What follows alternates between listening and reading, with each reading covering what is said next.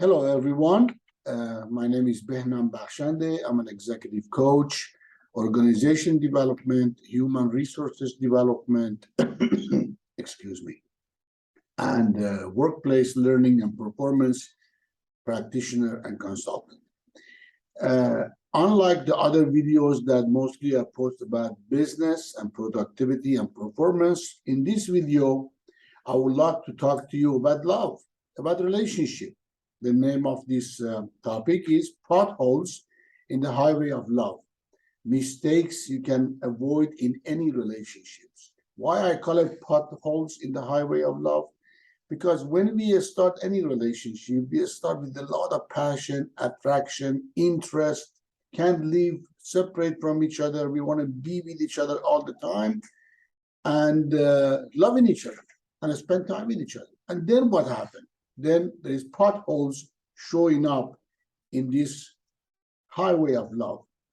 We lose interest for some reason.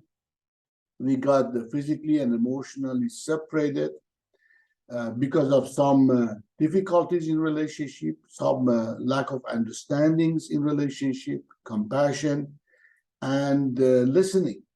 So the content of this two-part series is from my experience of coaching people in the relationships, couples in the relationship and marriages on near last 3 decades, 29 years I'm doing this business. Anyway, this is a two-part series, part 1 and part 2, and in each part we cover several points. Please pay attention to the content and apply it to yourself.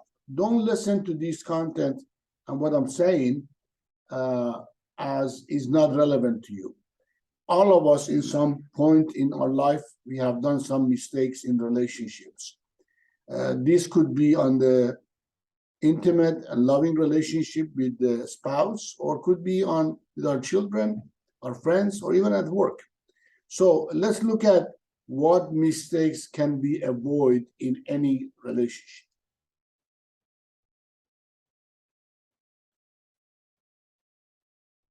Point 1, not taking responsibility for what happened in the relationship from our side. Denying responsibility for one's part of the issue. Most people pointing finger outside and it's never their fault. They haven't done anything wrong. They haven't said anything wrong. They haven't approached anything wrong. Everything is somebody else's fault because they are flawless. Nobody's flawless. Nobody's perfect.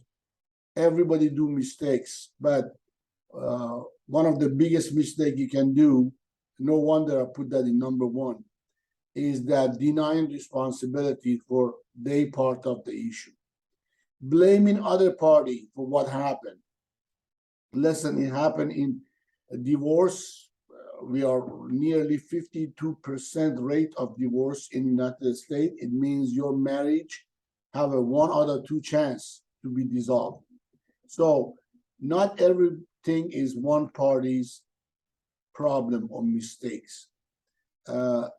We have to take responsibility about our presence in relationship, our time invested in relationship, our interest invested in relationship. If we don't put time and interest, relationship would dissolve, it would die. It's like a nice plant. Like look at back of my office, the planters I have. If I don't water them, if I don't give them fertilizer, if I don't give them proper lighting, it will die. Relationship is like that. So I cannot say, hey, I was not in the office, so I couldn't water you. Sorry. You should have called somebody else to water you. It doesn't work that way, especially in intimate relationship. Changing them to something they are not. You got to take responsibility that when you meet someone, when you start a relationship with someone, even at work, we always think they will change later or we will change them later. You have to take responsibility that you have tried from beginning to change someone, or hoping, dreaming, wishing somebody would change. People usually change because of desperation or their inspiration. So if they are not inspired to change, chance of changing based on desperation is so low. So you gotta create a partnership with someone and accepting them the way they are or the way they're not. If not, attempting to change them usually will fail. Point two, not being accountable. Don't look at one's behavior.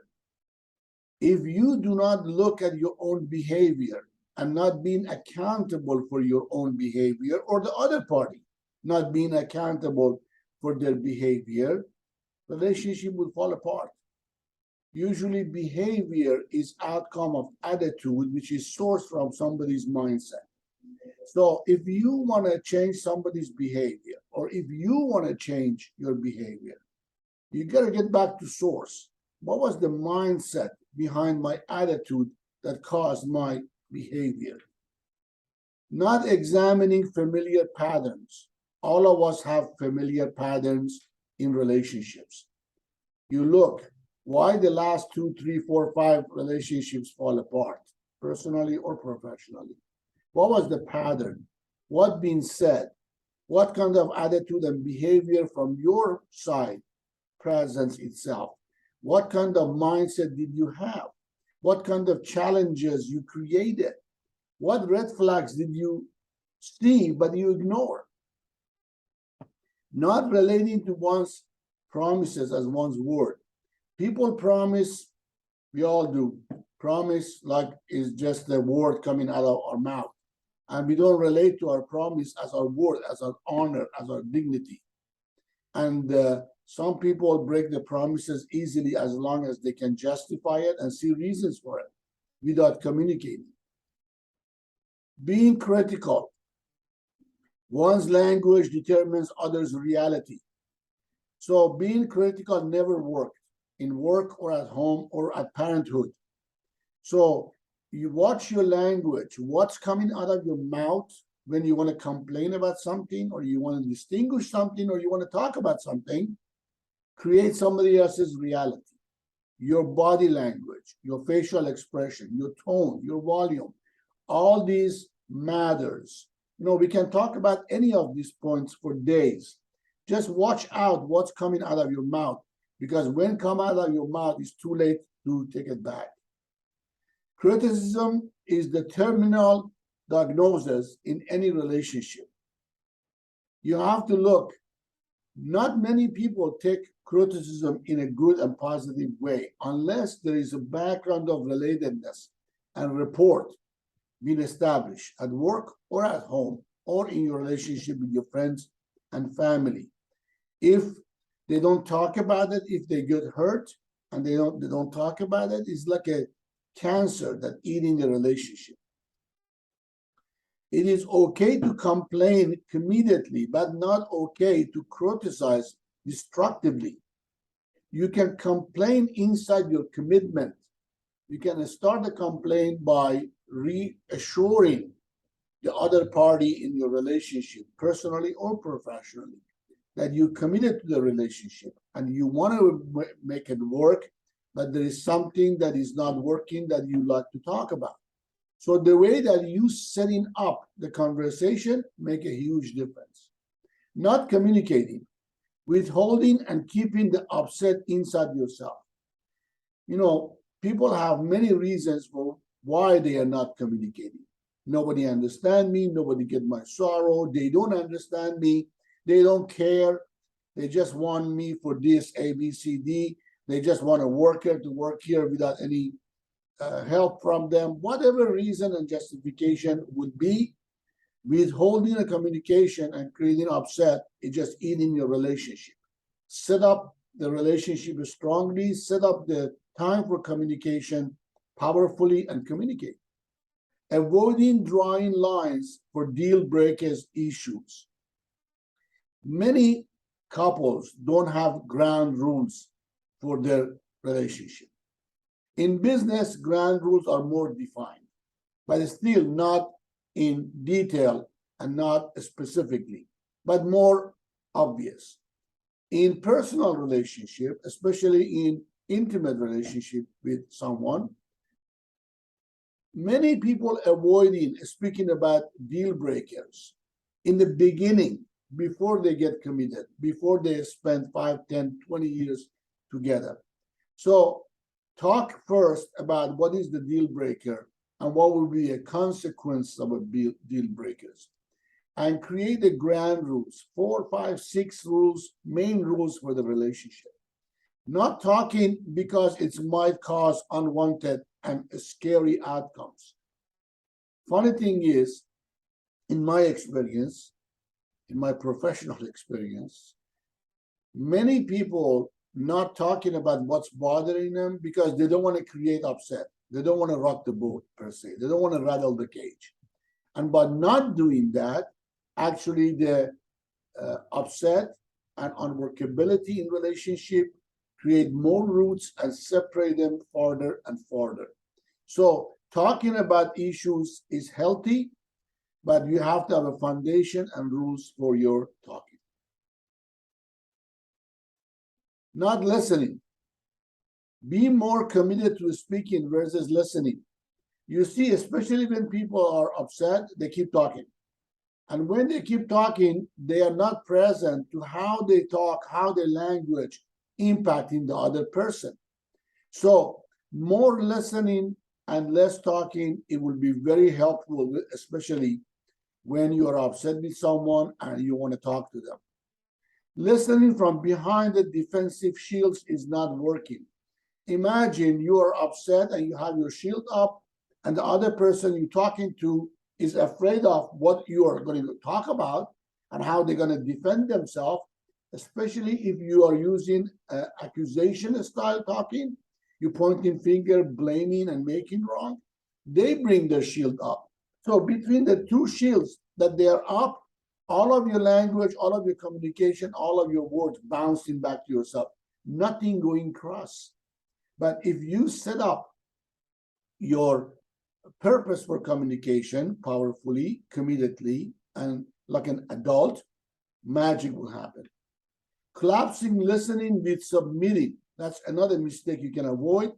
When you're thinking, if you have to listen, it means you have to submit. It means you have to just take it. You just have to eat crows without responding. No, that's not so. You can listen with compassion and empathy. That is where understanding emotional intelligence will come in. I highly recommend to every ladies and gentlemen who are watching this, get your hand to some books, articles, some website blogs about emotional intelligence, and practice some skills in that domain. Bringing up the past. A future problem starts from not letting go of the negative past. Listen, everybody has some negative past. In every relationship, we have some broken relationship with the past. We have some destructive and not productive relationship in the past. We all have past marriages. We all have past girlfriends and boyfriends. Some of us have some brush with legal issues, with law that you're not talking about. Some people have addictions that they went and work on their addictions. These issues need to be talked to the new relationship and getting them off from the background to the forefront and let everybody knows your past. So you don't have to deal with it in the present or the future in the relationship. And when you talk about it in advance, then nobody else have to talk about it. We're going to put it in the back and we're not using it as a blame technique. Rewrite history by distinguishing what happened. Usually our interpretation of what happened is not what happened. If we listen with the powerful active listening and effective communication and really comedically, like an adult, communicate, we can look at the history and what happened and really resolve it and rewrite what happened as really what happened. If you forgive, make sure you forget too. Many people said, I forgive, but not really. They hold on it so they can use it in the future as an ace in the playing card. So if you forgive, make sure you forget too, and don't use that as telling someone, don't you forget, I forgive you. So don't do that. Reacting defensively to situations. Defensiveness naturally accompanies fear. If somebody keep defending themselves at that moment because they are not thinking clearly, because they are fearful, they are scared, or they're guilty, or they don't know how to communicate back to you.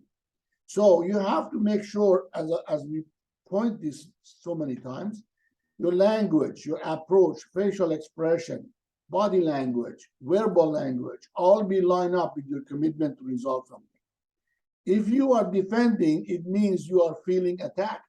Anybody who defend themselves, they feel they've been attacked. And if your approach make them feel attacked, you have to rearrange your approach. When you are feeling attacked, you will start strategizing. Somebody who feel they got their back in a corner, start thinking how they defend themselves, how they get themselves out of this situation. So at that point, there is no effectiveness and active listening in that communication. We are at the end of part 1. Please follow YouTube or my website or any other platform that you watch these videos, and look for the part 2 of Potholes in the Highway of Love. You can follow me in any social media under Coach Behnam or Behnam Bakhshandeh, or my business, Prime Co-Education. Thank you for your time. Now, please continue to part 2. Thank you.